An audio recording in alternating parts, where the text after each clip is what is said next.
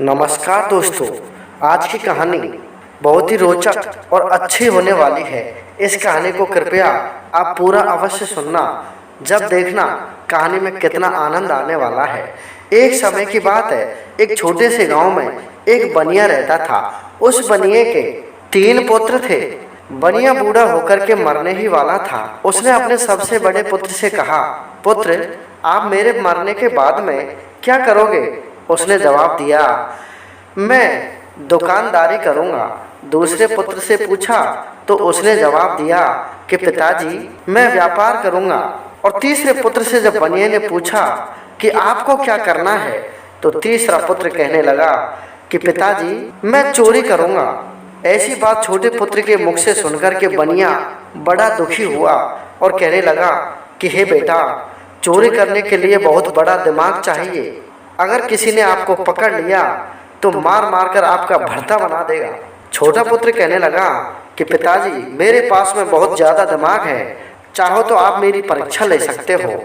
तभी उस बनिए ने कहा कि यदि आप पक्का चोर बनना चाहते हो तो आज हमारे नगर के राजा ने एक विदेश से घोड़ा मंगवाया है।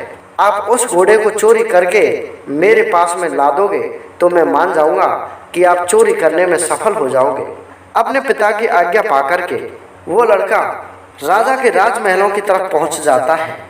लेकिन वहां पर देखता है कि राजा के राजमहलों के चारों तरफ एक 4 दीवारी थी और उसका एक बहुत बड़ा दरवाजा था। उस दरवाजे पर कई सिपाहियों का पहरा लगा हुआ रहता था। बिना किसी काम के किसी भी इंसान को अंदर नहीं जाने दिया जाता। उन पहरेदारों को देख करके बनिया का बेटा दूर ही खड़ा हो जाता है और मन में सोचने लगता है कि कैसे इस महल में प्रवेश किया जाए। तभी थोड़ी देर बाद में एक नाई अपनी हजामत की पेटी को अपने कंधे में लटकाए हुए उन राजमहल की तरफ प्रवेश करने ही वाला था। तभी उस लड़के ने उस नाई को रोका और कहा कि आप कहाँ जा रहे हो? नाई बोला कि मैं राजा के राजमहल में हजामत बनाने के लिए जा रहा हूँ। तभी उस लड़के ने दिमाग लगाया कि अब मेरे पास में मौका है इस 4 दीवारी के अंदर घुसने का। उसने उस नाई से कहा कि आप अंदर जाने से पहले मेरी हजामत बना दो, मैं आपको कुछ पैसे अधिक दे दूंगा। नाई उसकी हजामत बनाने के लिए बैठ जाता है, लेकिन उसके पास में पानी नहीं होता है। तभी नाई ने कहा कि मेरी हजामत की पेटी यहीं पर रखी है, मैं सामने वाली नदी से पानी भर कर के लाता हूँ, आप तब तक यहीं ठहरे रहना। जैसे ही नाई नदी पर पानी भरने के लिए जाता है, वो लड़का उस बनिए की पेटी को, उस नाई की हजामत की पेटी को अपने कंधे पर लटका करके और उस नगर में प्रवेश कर जाता है, क्योंकि उससे किसी ने नहीं पूछा। पेटी को देखकर ही वो सिपाही समझ चुके थे कि ये तो हजामत बनाने वाला नाई है। श्रोताओं, अंदर जाने के बाद में वो एक भटियारी से जाकर के मिलता है जो राजा के राजमहलों में ही काम करती थी। भटियारी के पास में पहुंच करके भटियारी से कहने लगा कि सुनो भटियारी माँ, मैं आपके लिए सोने की अंगूठी देता हूँ, लेकिन आपको मेरी सहायता करनी पड़ेगी। सोने की अंगूठी को देख करके भटियारी के मन में लोभ जाग गया और कहने लगी कि मैं आपकी क्या सहायता कर सकती हूँ, आप फरमाइए, मैं आपकी अवश्य ही सहायता करूँगी। बनिए के लड़के का नाम जानी राम था। जानी राम ने उस भटियारी माँ से कहा कि हे भटियारी, आप राजा के पास में एक संदेश भिजवा दो कि आपका जो विदेश से मंगवाया हुआ घोड़ा है वो कुछ ही दिनों में चोरी होने वाला है। आप जितनी सुरक्षा उसके लिए लगा सकते हो लगा दीजिए। उस भटियारी के पास में एक बहुत ही पढ़ा लिखा कबूतर था। उसने एक चिट्ठी लिखी और कबूतर उसे पंजों में दबा करके उड़ गया। राजा के महलों में जाकर के कबूतर ने उस चिट्ठी को पटक दिया। जैसे ही राजा ने उस चिट्ठी को उठाया तो उसमें लिखा हुआ मिला कि हे राजा, आपका जो घोड़ा है वो कुछ ही दिनों में चोरी होने वाला है। आपके पास में जितनी शक्ति है आप उसको सारी को प्रयोग में ले सकते हो, लेकिन आप इस घोड़े को बचा नहीं पाओगे, ये चोरी होने वाला है। यह सुनकर के राजा को बड़ी हंसी आई और अपने मन में सोचने लगा कि मेरे राज्य में इतनी सुरक्षा है कि एक परिंदा भी पर नहीं मार सकता, और ये कोई चोर मेरे घोड़े को चोरने के लिए बोल रहा है। श्रोताओं, राजा बड़ा तेज दिमाग वाला था। उसने अपना दिमाग लगाया कि हो सकता है किसी ने मजाक किया हो, लेकिन साथ में यह भी हो सकता है कि कोई चोर सच में ही हमारी नगरी में घुस गया हो। इसलिए उसने घोषणा करवाई कि आज मेरे घोड़े की सुरक्षा जो भी करेगा मैं उसे 1000 रुपये दूंगा। 1000 रुपये के लालच में आकर के एक सोनार उस घोड़े की सुरक्षा की जिम्मेदारी ले लेता है। तभी उसने भटियारी से पूछा कि बताओ भटियारी, घोड़े की सुरक्षा की जिम्मेदारी किसने ली है। भटियारी ने उसे सारी बात बता दी कि एक सोनार ने उस घोड़े की सुरक्षा की जिम्मेदारी ली है। तभी जानी राम ने पूछा कि हे भटियारी, उस सोनार के घर में कौन कौन है। भटियारी ने बताया कि उसके घर में उसकी माँ है, उसकी पत्नी मर चुकी है और उसका एक बेटा है जो 12 साल से विदेश में काम करता है। उस बेटे की एक बहू है जो उसी घर में रहती है। तभी जानी राम ने कहा कि ठीक है, आगे का काम मेरा है। वो अपने थैले में गिलट के कुछ रुपये रख कर के, जिनमें काफ़ी वजन हो, वो जानी राम चोर गिलट के कुछ पैसे अपने थैले में रख कर के और रात्रि के 10 बजे सोनार तो उस घुड़साल में घोड़े की सुरक्षा के लिए पहुंच जाता है और पीछे से वो जानी राम चोर उस सोनार के पुत्र के रूप में अपने थैले में गिलट के पैसे रख कर के और द्वार को खटखटाता है। द्वार को खोलने के लिए बूढ़ी माँ आती है और वो तुरंत उस बूढ़ी माँ के चरण स्पर्श करके बोलता है कि सुनो बूढ़ी माँ, मैं विदेश से आ चुका हूँ। मैं आपके लिए बहुत अच्छी अच्छी चीजें विदेश से लाया हूँ। अपने पोते को विदेश से आया हुआ देख करके बूढ़ी माता बड़ी प्रसन्न हुई और अपनी पोत बहू से कहने लगी कि सुनो बेटा, आपके भर्ता विदेश से कमा करके और वापस लौटे हैं। विदेश में रह करके उसकी आवाज और रहन सहन सब कुछ बदल चुका है। श्रोताओं, पहले के जमाने में अपनी दादी माँ के पास में अपने पति को खड़ा हुआ देख करके सारी औरतें घूंघट मार लिया करती थी।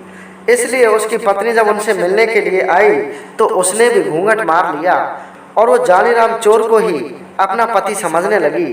तभी जानी राम चोर ने कहा कि सुनो, आपके लिए मैं बहुत सारा धन विदेश से लेकर के आया हूँ। ये सारा धन आप अपनी तिजोरी में रख लो और आपके पास में जितने भी पुराने गहने हैं उनको आप मुझे दे दो। मैं उनको बदलवा करके नए गहने और ज्यादा गहने बनवा करके आपको लाता हूँ।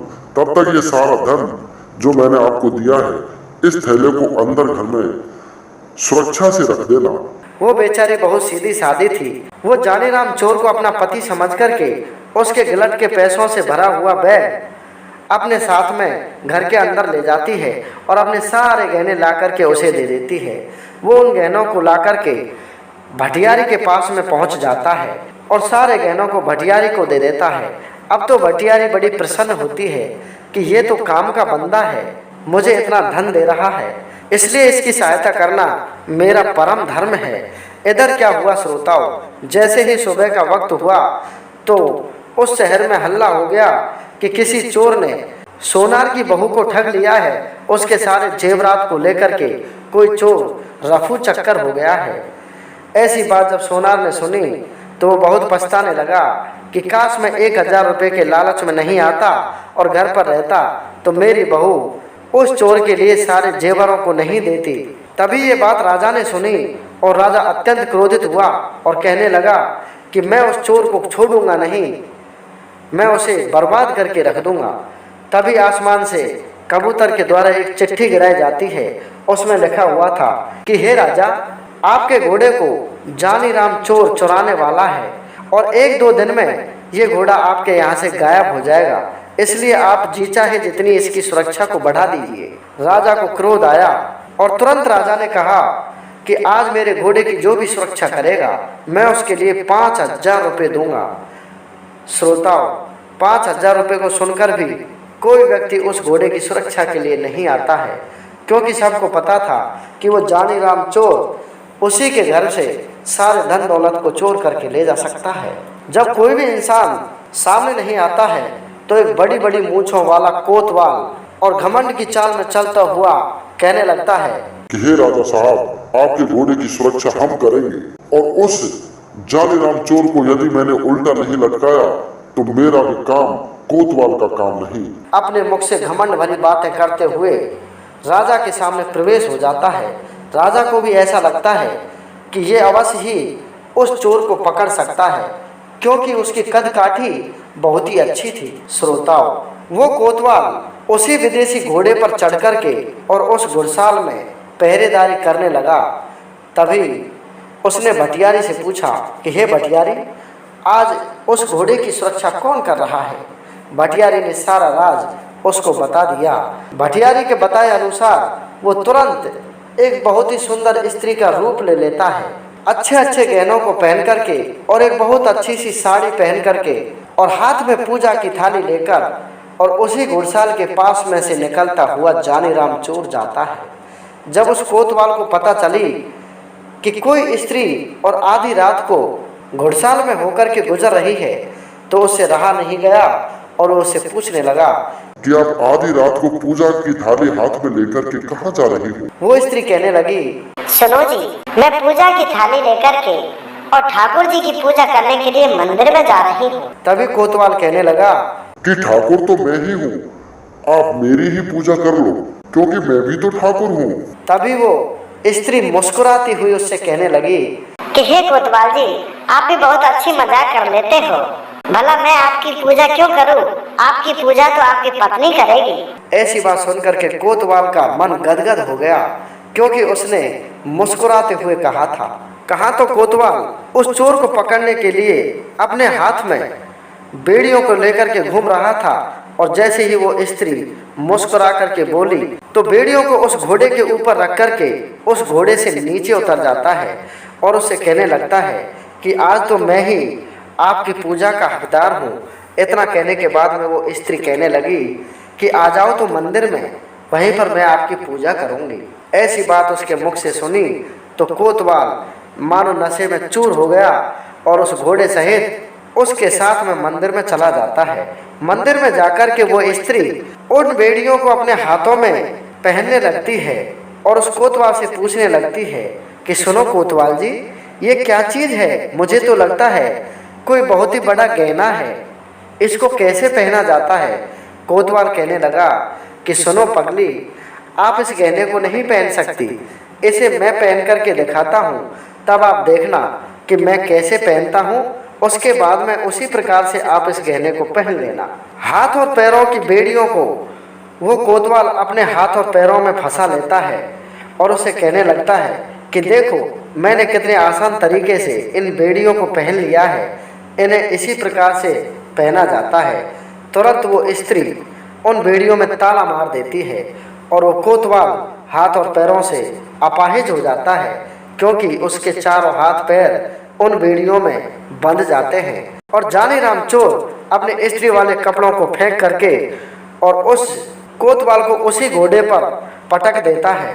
अब वो जानीराम चोर उस घोड़े को लेकर के अभी भी दौड़ सकता था, लेकिन राजा के महलों के प्रवेश द्वार पर सिपाहियों की भारी भीड़ के कारण वो वहां से निकल नहीं पाता, क्योंकि सारे सिपाही उसे पहचान लेते।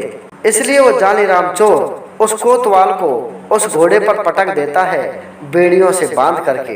दूसरे दिन सुबह हुआ तो राजा ने देखा कि कोतवाल को वो जानीराम चोर बेड़ियों में बांध करके और घोड़े के ऊपर ही पटक चुका है। तो राजा को बहुत गुस्सा आया और कहने लगा कि मैं उस चोर को छोड़ूंगा नहीं, आज मेरे घोड़े की जो रक्षा करेगा मैं उसके लिए 10,000 रुपये दूंगा। लेकिन कोई भी उस सारे नगर में से उस घोड़े की रक्षा के लिए आगे नहीं आया। तो राजा ने फैसला लिया कि आज हम स्वयं हमारे घोड़े की रक्षा के लिए घुड़साल में पहरा देंगे।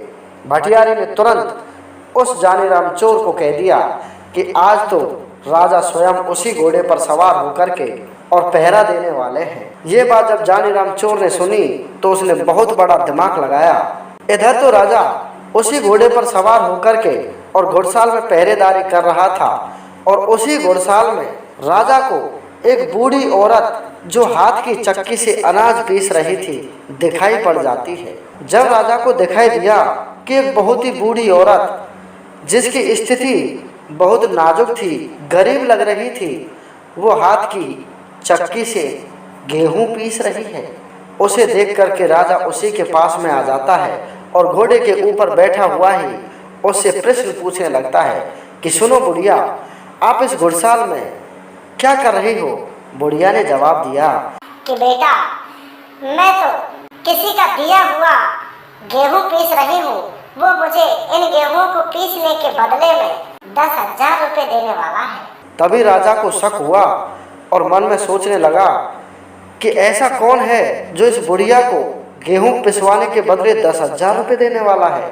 तभी उसने बुढ़िया से पूछा कि सुनो बुढ़िया, मैं इस राज्य का राजा हूँ, आप मुझे सत्य बताओ कि वो कौन है जो आपको इतने से गेहूं पिसवाने के बदले में 10,000 रुपए देने वाला है। बुढ़िया ने जवाब दिया कि बेटा, एक सिपाही है, वो कहकर के गया है कि माँ, मैं थोड़ी देर में वापस आ जाऊंगा, आप मेरे इन गेहूं को पीस देना, मैं आपको 10,000 रुपए दूंगा। राजा तुरंत समझ गया कि वो सिपाही नहीं, वो अवश्य ही जानीराम चोर होगा। तभी राजा ने उस बुढ़िया से कहा कि सुनो बुढ़िया, मुझे उस जानीराम चोर को पकड़ना है, इसलिए आपके कपड़े आप मुझे दे दीजिए और आप इस मेरे घोड़े को पकड़ करके घुड़साल में एक तरफ छुप जाइए। जैसे ही वो जानीराम चोर मेरे पास में गेहूं पिसवाने के लिए आएगा, गेहूं को वापस ले जाने के लिए आएगा, तो मैं उसे तुरंत पकड़ लूँगा, क्योंकि वो जानीराम मुझे समझेगा कि मैं बुढ़िया हूँ, लेकिन मैं तो राजा हूँ। इसलिए आप मेरे कपड़े पहन करके और घोड़े के पास खड़े हो जाओ और मैं आपके कपड़े पहन करके ये गेहूं पीसने लगता हूँ।